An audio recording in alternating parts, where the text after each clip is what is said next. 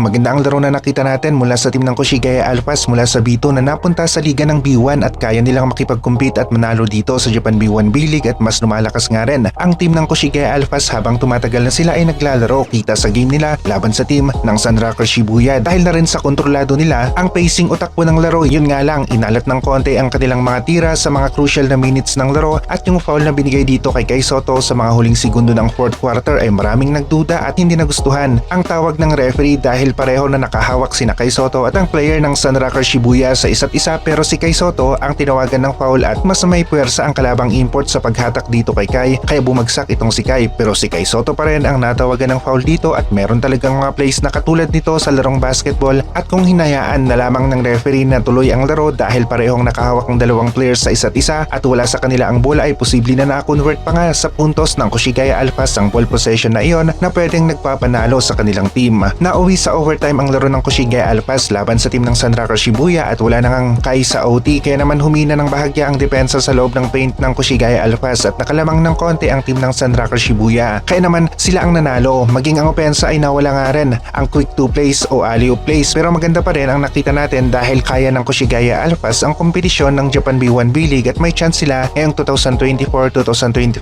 season para sa playoffs na pwede at posibleng magtuloy-tuloy hanggang sa finals. Kai Sotto plays nga rin kompleto, may ambag sa opensa at depensa kagaya na lamang dito. Ganda ng simula ng kanilang play, mabagal ang depensa ng kalaban, pumasok o nag-cut si Kai sa loob ng paint, nakalapit sa basket, may open lane, binato ng kasama niya ang bola, alley-oop para sa team ng Koshigaya Alphas. Maging sa pagkuha ng rebound, nagsisipag nga rin si Kai Sotto sa game na ito. Maganda sana kung pumasok ang dunk ni Kai pero magaling ang defender, hinarangan ang direksyon ni Kai patungo sa basket at binigyan na lamang ng blocking foul itong si Kai para huminto ang momentum niya sa ere at hindi na nga makalapit pa sa ring. Dalawang free throws ngayon at Kai Sotto free throws kanyang naipasok. Good defense na may kasamang rebound play ang nagawa ni Kai sa eksenang ito at nakita natin mas gumaganda ang laro ng Koshigaya Alphas at yung tamang pag-close na lamang ng laro ang isa pa sa kailangan nilang gawin dahil lamang ang Koshigaya Alphas sa halos kabuuan ng fourth quarter at nakahabol lamang ang team ng Sunrocker Shibuya at nauwi sa overtime ang laro. Kasabay naman nito ang pagka-fouled out ng ni Kai Sotto na nagpahina ng bahagya sa depensa at opensa ng Koshigaya Alphas sa loob ng paint.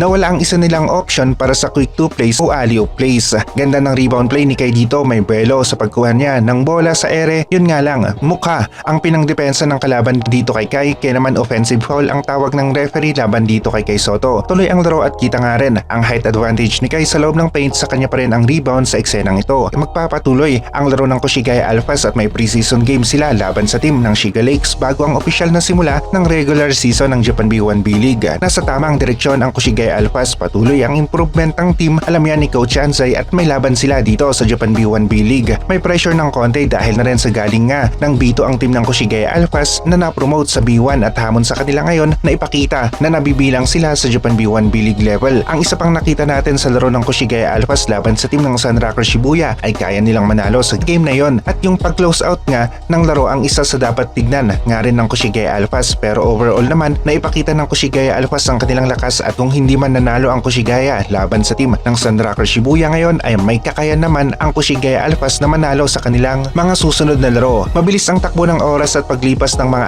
araw at nandito na tayo sa second window ng FIBA Asia Cup qualifiers. Magandang laban ang mapapanood natin, Gilas laban sa team ng Tall Blacks at isa ito sa tinitignan-tignan na nga rin ni Coach Tim Cohn. Unang panalo ng Gilas laban sa team ng New Zealand, ito ang kanilang short-term goal. One game at a time tayo at maganda-ganda nga rin ang chance ng Gilas na makuha ang panalo laban sa team ng New Zealand. Koshigaya Alphas laban sa team ng Shiga Lakes, ito na ang susunod para kay Kai Sotto at sa team ng Koshigaya Alphas. Pre-season na muna bago ang regular season.